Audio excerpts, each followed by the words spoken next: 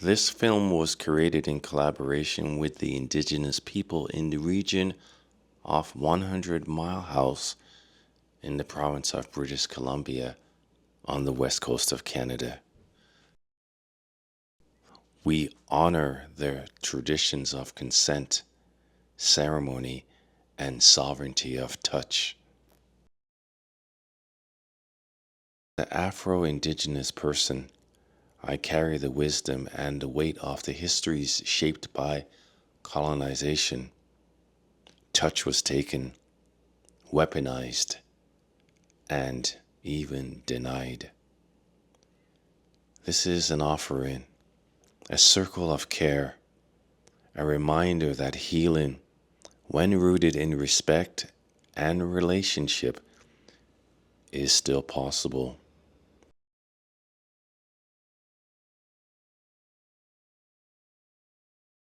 We are born knowing the language of touch.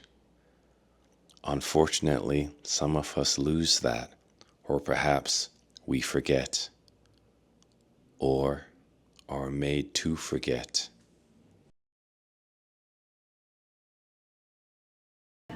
Hi, will you tell us who you are? I'm Sherry Christopher. Hi, Sherry. Do you belong to a band, That's Keskin. Keskin? And is that out here at 100 Mile House? It's just outside of 100 Mile House. Okay. Sherry, when you were growing up, what kind of relationship did you have with Healthy Touch? Healthy Touch was spending time with my grandmother. Uh-huh. My dad's mother was brushing hair. She's brushed my hair, helping each other around the house, Yes. learning how to make bread, learning how to dry fish. Okay. Was there ever a time when you were touched and it wasn't welcomed? Many times, Many times. So consent wasn't given? no consent is given No when you're consent. getting whipped by your mother. Okay. And when that happened, how did that make you feel? I was scared and I felt alone, and that I had nobody to stand up for me or to speak up for me and to protect me. Were you able to talk to anyone about that when it was happening? Not until I came into my teenage years and I went into therapy. Okay. Was it something that was more isolated as far as it just happened to you, or do you know of other people within your community where that happened as well? I'm pretty sure it happened to the majority of our community, being whipped and unwanted touch from relatives that we had trusted at one time. Yes, yes. Any idea why you think that happened? I think it's a learned, when people learn how to touch bad, it's a learned thing where nobody was told that that does not feel good. There was a lack of communication, Right, and right. ego took over. Sure. Has the communication changed for the better as time has moved forward? Yes, I Okay. speak up for myself. Yes. I've spoken up for my children and my nieces and nephews about consent, Yes. about touch, and that anything under your underclothes, that's private Yes. and not for anybody else to touch. Yes. And just going back to unwanted touch, when that happened, did you ever find that maybe there was a disassociation, so that you, maybe, I don't want to put words in your mouth, that maybe there was a way that you were trying to perhaps cope with the situation at hand? Yes, when I was touched unwantedly, I had found that my breathing was shallow, and that I would kind of see myself from another place that that person, that's happening to that person. I want to thank you for just sharing with us, and I'd like to ask if I could have consent to give you a hug. Yes. Okay, come on, let's come get you a hug. Thank you. Thank you. Okay. Don't touch me. Don't touch me. Don't touch me. I'm tired of you touching me. Give me space. You're touching me. I don't want you touching me. Well, don't touch me then. I don't like touch. Well, I don't want you touching me. You're invading my space. Don't touch me. Oh, just keep your distance, will you? Please give me space. I don't want to be touched right now. I don't want you touching me. Well, step away then. Just leave me, why don't you? Don't touch me. Don't touch me.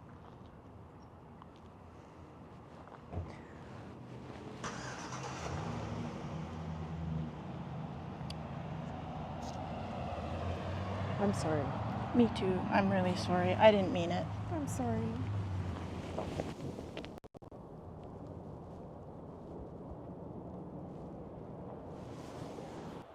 Who am I speaking with? My name is Tyler McKinney. Tyler, which band do you belong to? That's a tricky question for me. I grew up without culture, so all through my life, I don't think I belonged to any band. However, with reconnecting back to culture, with the work that I do,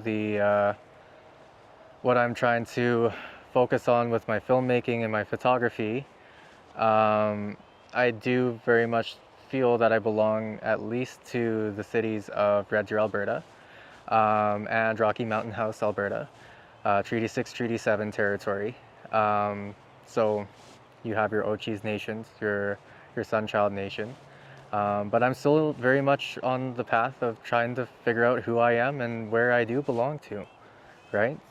Yeah, thank you. Tyler, when you were growing up, what did touch mean to you and people within your community? You know, when I was younger, touch was a very scary and frigid thing to me. I haven't really ever told this. This is a bit of a vulnerable place for me right now, but I think I've done enough of the work, and I've talked to enough people who have been through sort of the same thing, and you know, I've counseled so many people that have struggled with this sort of history, with this sort of trauma, that I feel like I need to come out with it now that at a very young age, I was sexually assaulted. And I was sexually assaulted by a family, well, what I thought was a family friend of ours when I was very, very young. And, you know, I've never told anyone about that. I have held that very close to myself. And now that I'm on the path of healing, I'm looking back at it now in retrospect, and I'm understanding that even though it was at a very young age, it did very much affect me in my adult years. My relationships have always been very short-lived. My relationship with my sexuality has always been all over the place. It's always been very suppressed. And you know, one of my biggest love languages is physical touch, but that's also one of my biggest triggers as well. So someone running up behind me and giving me a hug like makes me feel like I need to jump out of my skin, right? But that's the way that I receive love too. It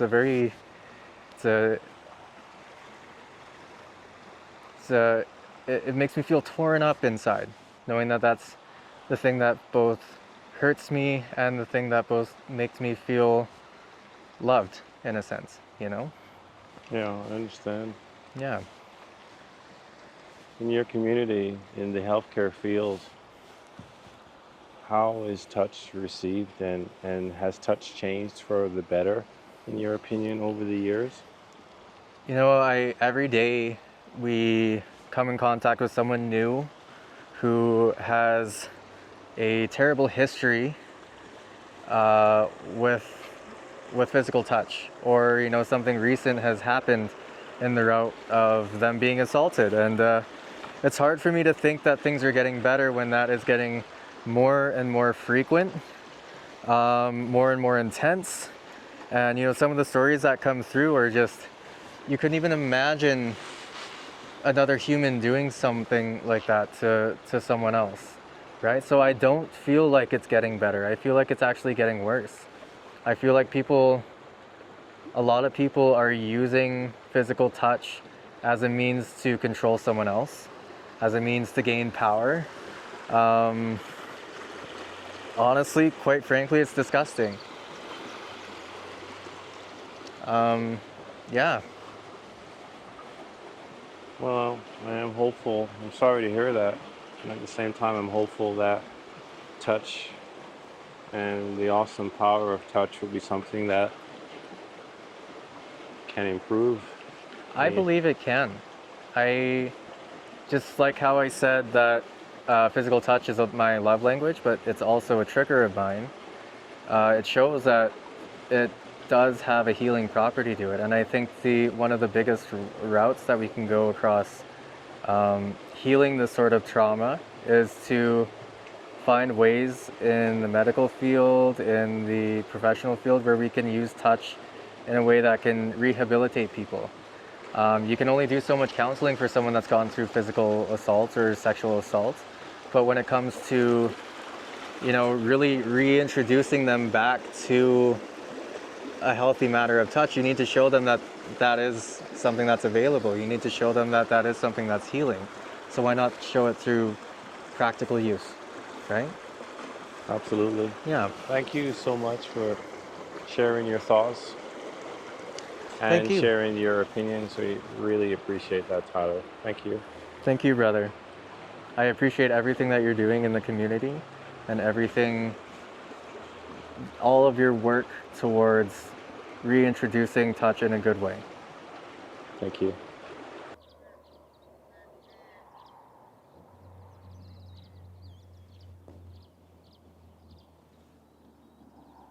You know, we are touched by Mother Nature. It's a part of what we are. It's who we are and where we came from. You know, touch is physical and touch is also emotional, spiritual, and more.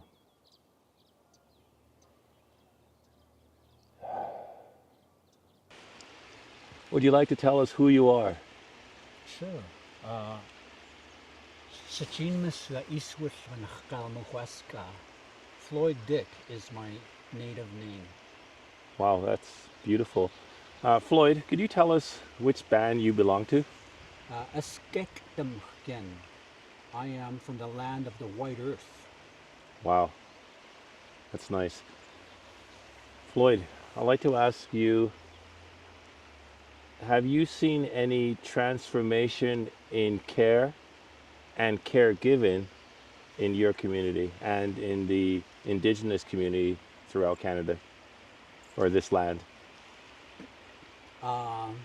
Yes, I feel like that there have been some transformations in the sense where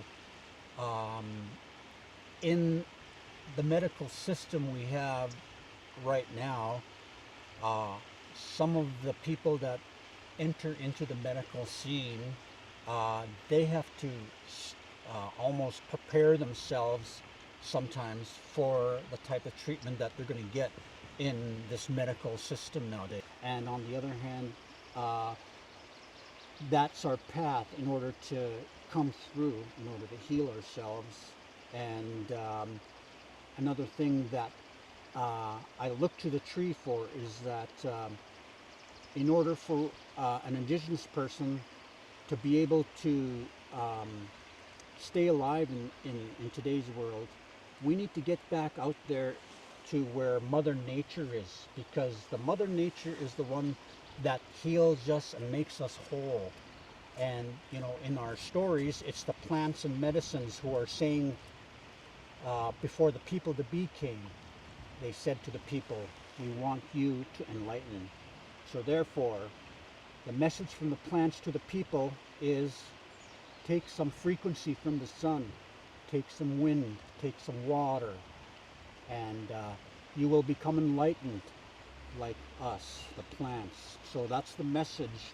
And there is some transformation going on individually in various communities to that respect, where they're going back into nature to make themselves complete, and therefore it is they're not relying on this medical system. So the message is to go back to Mother Nature to heal yourself and Sure. become whole.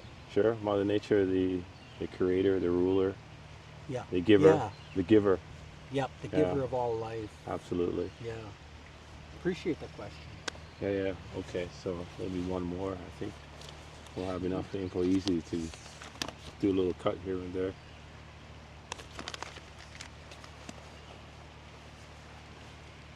Moving forward, Floyd, can you tell the audience, what gives you hope for the future? What gives me hope for the future is is love. Love encompasses everything. A love that is kind, a love that is whole, a love that doesn't beg, a love that goes through the pain, a love that accepts all, unconditionally. So when we get back to those things, I believe it'll make us whole and make us connect even greater to those around us, and through that I see hope. Through people's individual growth and compassion, it helps me to feel more hope. Thank you. The songs and dances and the energy brings me hope. Thank you.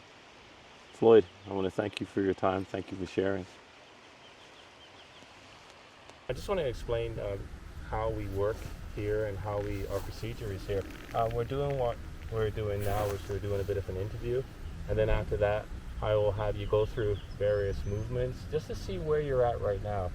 And after that, then we will proceed with the treatment. But before we get to the treatment, I just want to explain to you that it is going to be hands-on, and I would like your permission before I put my hands on you, because it's important that you feel safe, that you feel secure.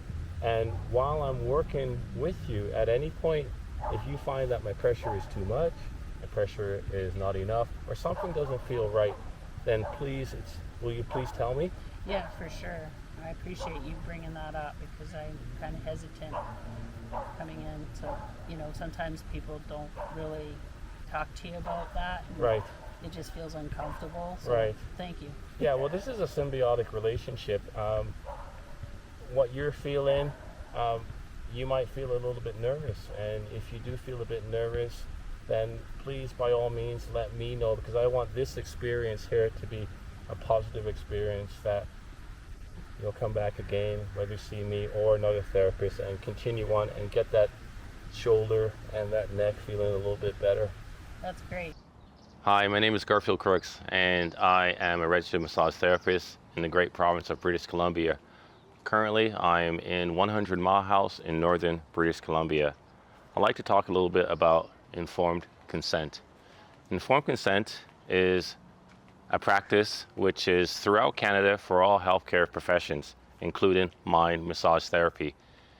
Informed consent is when that person, that patient, comes into the office to see the care provider, the therapist informs the patient of what will happen. They will also tell why it's going to happen and the risk that's involved in the treatment. Also, at any time throughout the treatment, if the patient, for whatever reason, decides that they want the treatment to stop, then the treatment stops. Informed consent was put forward to protect the client. Unfortunately, that wasn't always the case with the Indigenous, Aborigine people within this land. At times, the care that they received, I would go as far as saying it wasn't care. I would go as far, again, as saying it was subpar. It was below standards. They were felt marginalized, and a whole bunch of other negative connotations were connected with therapy in this land.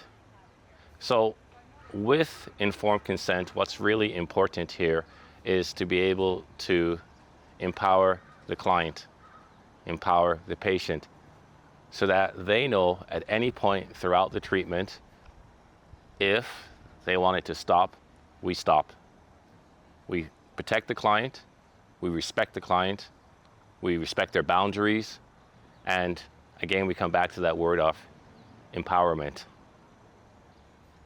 One patient at a time, we want to do our best to elevate and continue in elevating healthcare within Canada, massage therapy in Canada.